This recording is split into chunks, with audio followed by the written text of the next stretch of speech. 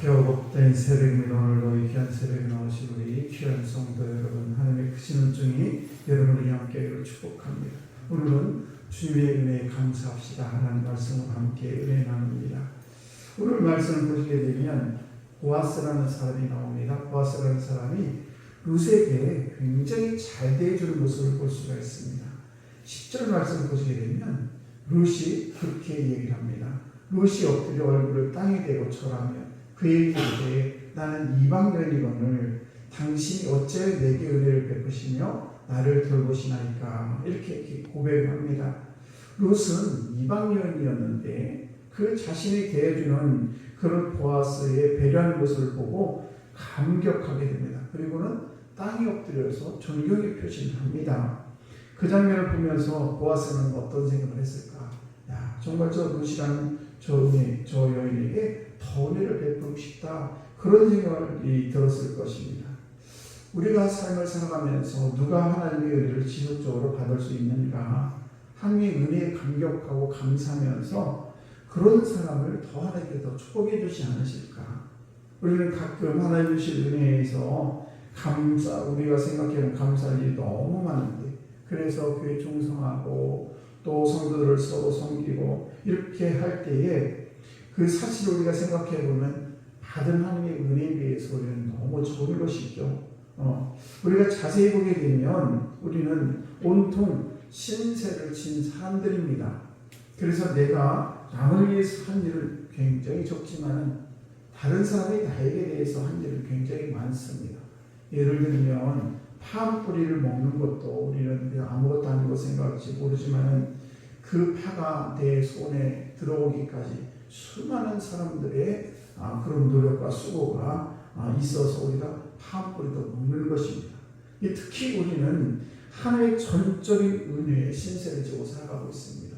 숨 쉬는 것, 일어서는 것, 하루 시작하는 것, 이게 아무것도 아닌 것 같지만 사실 우리가 가만히 생각해보면 하나님의 은혜가 아니면 일어설 수도 없고 오늘 이 귀한 새벽에 나올 수도 없습니다.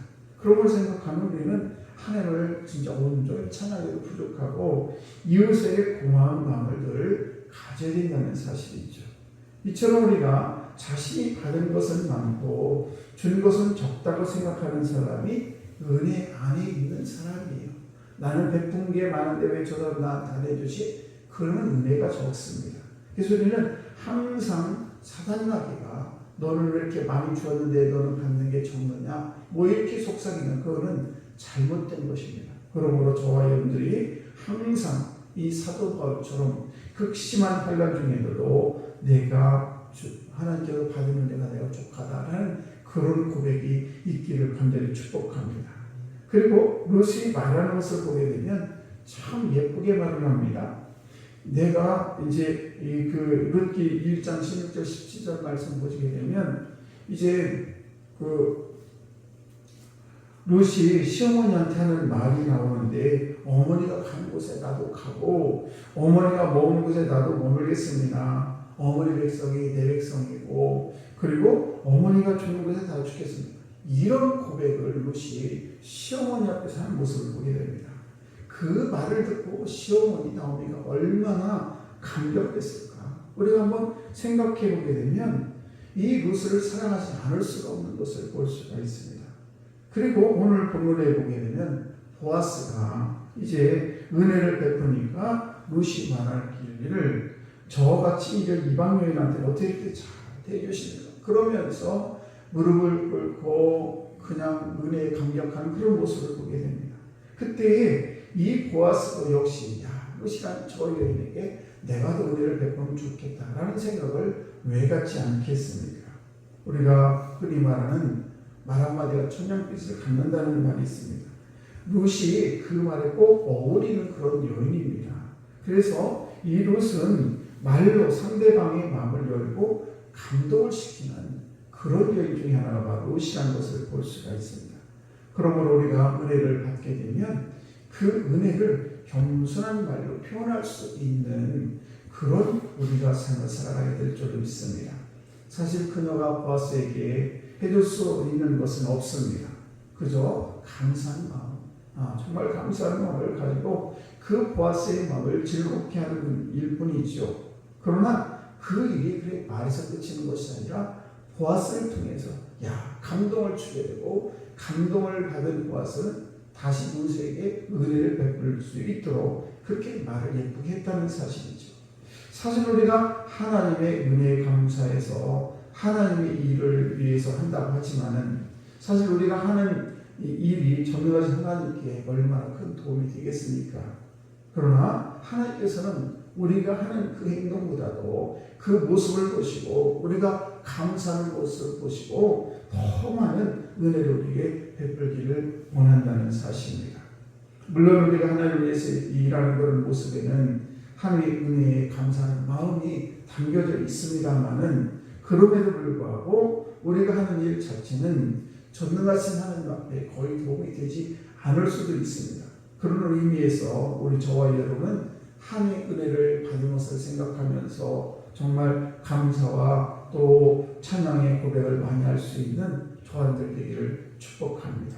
그래서 우리는 함께 주신 그 언어의 능력으로 최대한 우리가 하나님께 감사를 하고 찬양을 해야 됩니다. 그것이 축복의 문을 여는 그런 지름길이라는 사실이죠. 그래서 말을 잘못하면 고통이 찾아오지만 말을 잘하면 축복이 오게 됩니다. 그래서 우리의 말이 우리의 인생을 바꿀 수가 있습니다.